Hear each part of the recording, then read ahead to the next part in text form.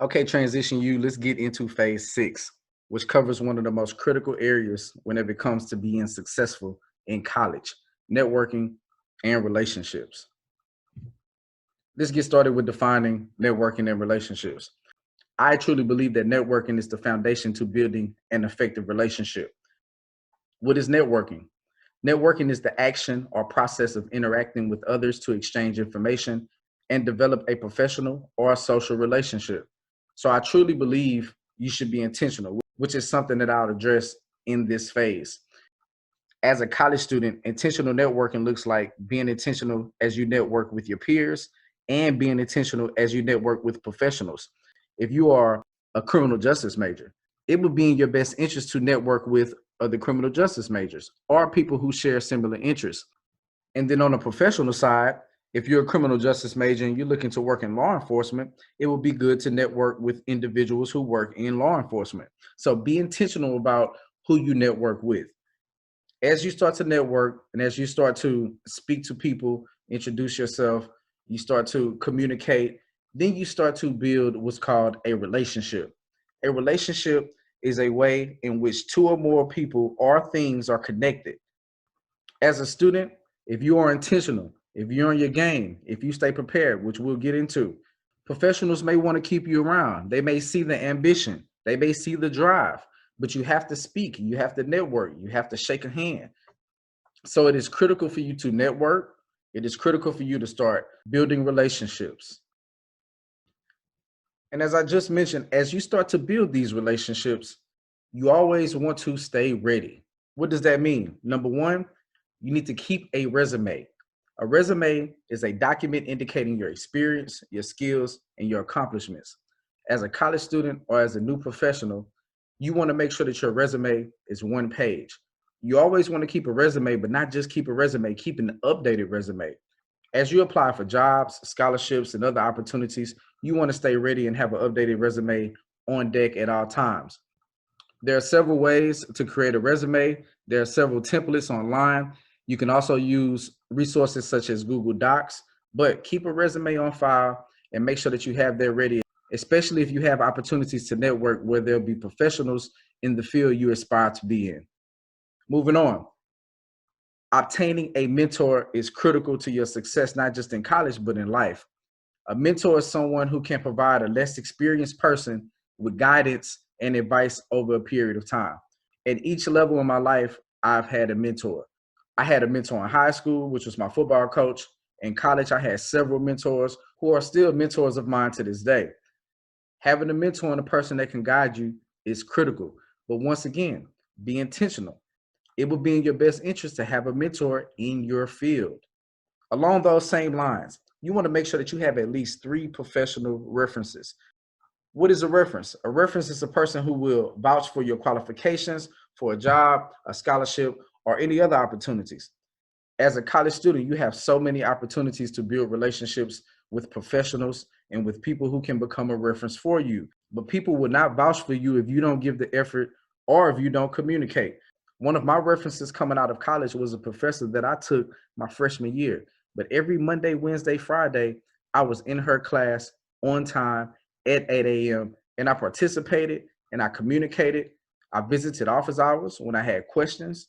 I gave effort. So when I applied for my first full-time job and I needed a reference and a recommendation, I went to her and she did not hesitate to put her name on the line for me because I had already proved to her that I could be on time.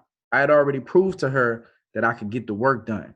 So she could vouch for my qualifications. So as you think about the different people who could become professional references for you, it is important to keep professors in mind, which leads me into my next point.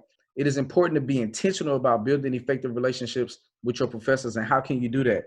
Easy. Let's start by doing your part in class. Attend every class. It is important to just be there. That's half of the battle. When you get to class, sit towards the front. If the professor asks a question and you have the answer, participate. Step outside of your comfort zone if you're shy, but participate in class. Once again, if the professor can see that you're giving the effort, trust me, they will be willing to help you down the line. Next, show interest in lectures or that subject. Ask about the research, if any. If that professor does research, show interest in that research.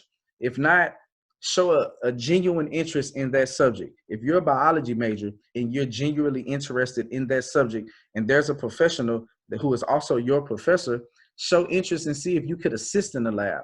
Show interest and see how can you learn more. So show interest in lectures in that subject. Last but not least, take advantage of office hours.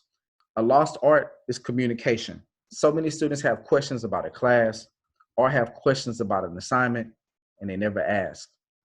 It is important for you to get clarification if you need it. Ask questions. I know you've heard it before. A closed mouth won't get fed.